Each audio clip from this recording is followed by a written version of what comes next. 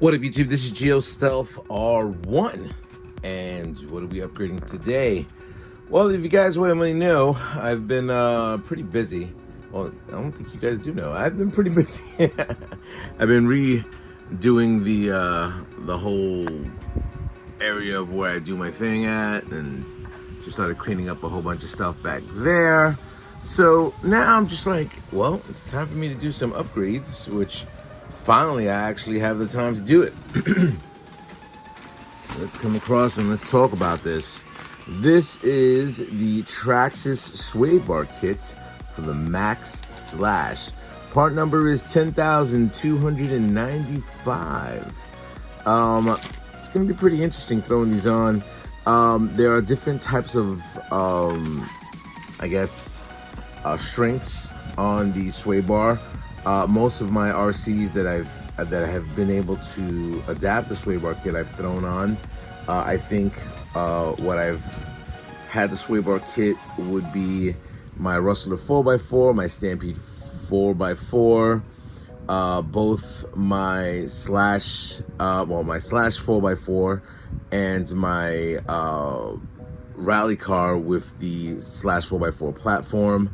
The Traxxas Fork Tech 2.0 has a sway bar kit, and the X01 up there has a sway bar kit, and I think that is it. Maybe I'm thinking outside the box, but oh, and my E-Revo has a sway bar kit, interesting enough.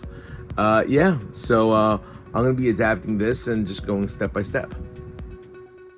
Alrighty, so as I look at the Maxx Slash, it's going to be fairly simple, I hope. Primarily what I have to do is take apart a couple of screws over here and over here as well. And it's going to be the same dynamic on both sides, front and rear. The only difference is that I have the LED kit attached to that. So I do have a cable right here in the front, and I have a cable right here in the back. So I have to be careful when I pull these things apart. Also, I'm going to need most likely a 2.0 screwdriver. The way I'm going to set this up, I'm going to see exactly what the paperwork tells me, and my Loctite for my grub screws. So that's what I'm looking at right now. So I'm going to start disassembling a few things.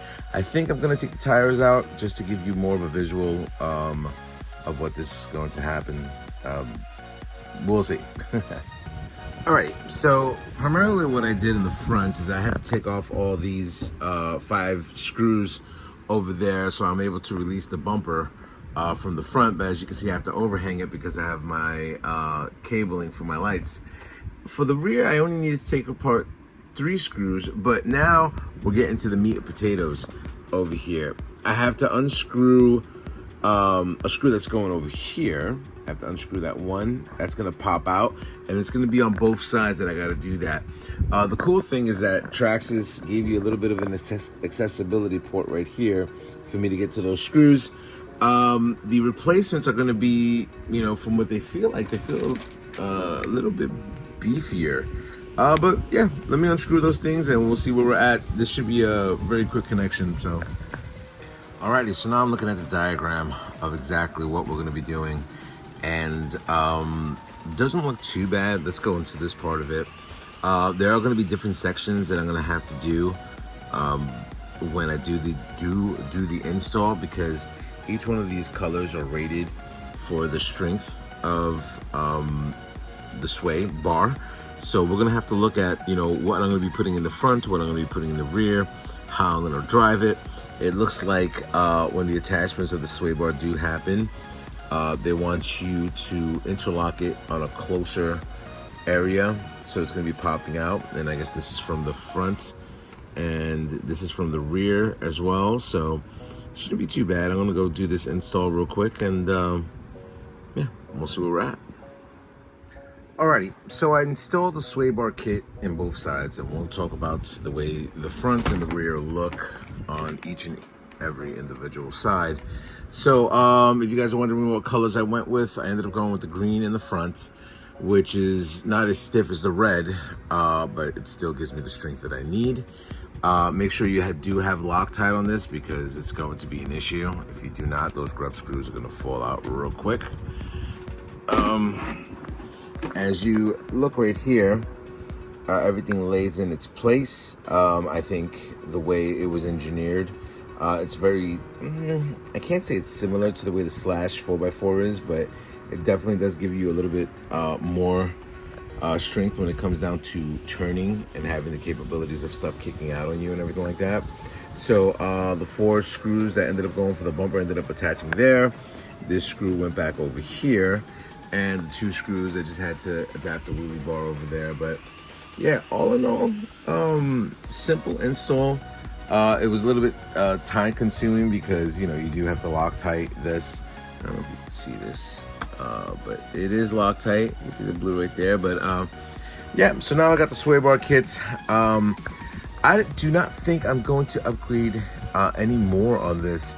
I wanted to upgrade on strength and drivability, which I did. As you can see, I do have the steel drive shafts, the 17mm hubs that are on there. I did strengthen the servo, and I wanted to get aluminum right here just to strengthen out the chassis and stuff like that. But as of right now, I don't think I want to get aluminum,